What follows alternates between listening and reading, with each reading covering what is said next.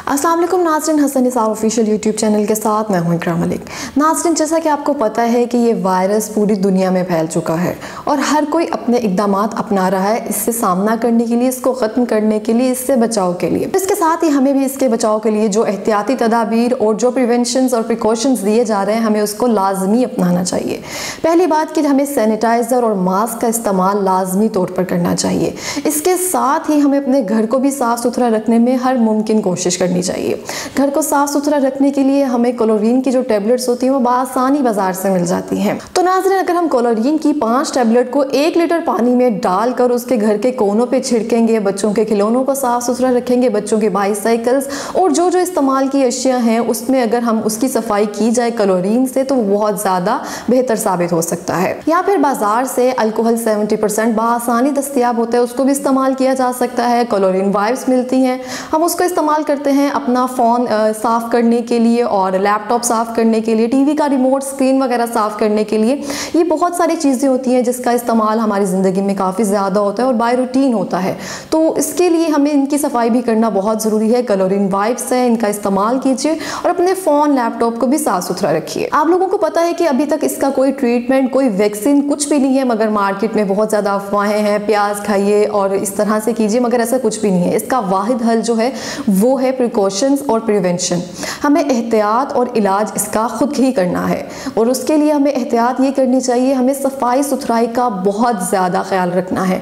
पानी ज़्यादा से ज़्यादा पीना है ताकि जो वायरस है हमारे फेफड़ों तक ना जाए, क्योंकि ये सांस के ज़रिए अंदर जाता है, छींकने से, खांसने से। और उन अफराद से परहेज़ किया जाए जिनको फ्लू या इस तरह से कोई भी बीमारी है। कुछ लोगों का कहना है कि मौसम की तब्दीली के साथ ही ये वायरस का जो दबाव है, फैलाव है, वो कम होता जाएगा और मौसम गर्मा में ये बिल्कुल ख़त्म हो जाएगा, मगर ऐसा बिल्कुल भी नहीं है। अगर हम देखें कि ऑस्ट्रेलिया में इस वक्त बहुत ज़्यादा गर्मी है, मगर वो उसी रफ्तार से फैल रहा है और उसी तरह से लोगों को अफेक्ट भी कर रहा है, मगर उन्होंने उसी तरह से प्रिवेंशंस ली हैं जिस तरह से हमें लेने की ज़रूरत है।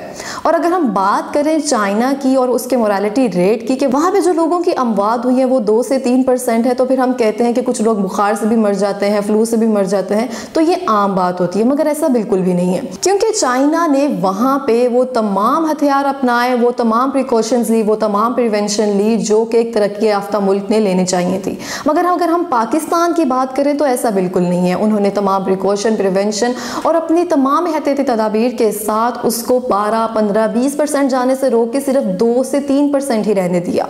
तो अगर हम पाकिस्तान में इस तरह से बातें करेंगे कि अगर मौसम गर्मा आ जाएगा तो इससे बचा जा सकता है, तो ऐसा बिल्कुल भी नहीं है। हाँ, इसका दबाव, इसका फैलाव ज़रा कम हो जाएगा, मगर हमारी एहतियात उसी तरह से रहनी चाहिए। खांसने छींकने के दौरान अपने हाथों की बजाय कोहनी का इस्तेमाल कीजिए, क्योंकि हम खांसने छींकने के दौरान हाथ का इस्तेमाल करते हैं, फिर वो हाथ हम आंखों पे या इर्द गिर्द लगा लेते हैं, इसलिए कोहनी का इस्तेमाल ज़्यादा किया जाए। और उसके साथ ही जिन लोगों को फ्लू है, जो खांसने के दौरान अपने मुंह को कपड़े से ढांप के रखें, मास्क का ज़्यादा इस्तेमाल करें।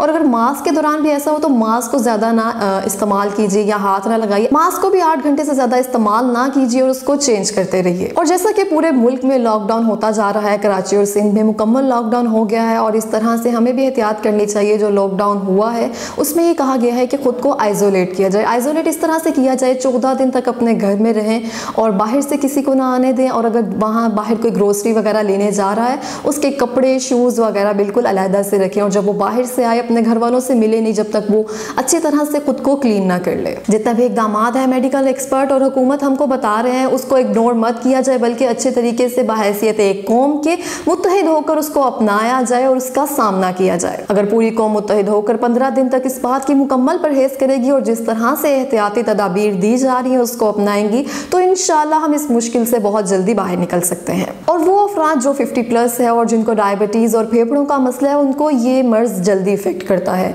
तो इसके लिए हमें ज़्यादा एहतियात की ज़रूरत है। और जो हमारे बड़े हैं उनको भी ये एहतियात लाजमी करनी चाहिए और जिनको सांस की बीमारी या शुगर पेशेंट हैं उनको भी ये एहतियात लाजमी करनी चाहिए। वक्फे वक्फे से पानी पीते रहिए, सिट्रस का इस्तेमाल ज़्यादा से ज़्यादा कीजिए। इसके साथ ही हमें ये भी सोचना चाहिए, हम जितने भी एडवांस हो जाएं, जितने भी मेडिकल एक्सपर्ट हो जाएं, कुदरती आफात के सामने हम बेबस हो ही जाते हैं। इसके साथ ही मुझे अल्लामा इकबाल साहब का एक शेर याद आता है, जिसने सूरज की शुआओं को गिरफ्तार किया ज़िंदगी की शब तारीख सहर कर न सका। और इसी तरह से बुखारी शरीफ में हदीस मुबारक है कि मजलूम से इस तरह से कलाम करो कि उसके और तुम्हारे दरमियान एक नेज़ा या दो नेज़े का फासला हो। और किसी भी बीमारी या वबा की सूरत में हमारे मेडिकल एक्सपर्ट, हमारे डॉक्टर्स जिस तरह से हिदायत देते हैं उन पर लाजमी अमल करना चाहिए। उन पर अमल करके ही हम इस चीज़ से बाहर निकल सकते हैं और इसको शिकस्त दे सकते हैं। इसके साथ ही हमारे YouTube चैनल को सब्सक्राइब कीजिए। शुक्रिया।